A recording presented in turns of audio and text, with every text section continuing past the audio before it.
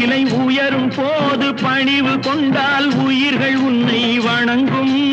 உண்மை என்பது அன்பாகும், பெரும் பணிவு என்பதும் பண்பாகும்.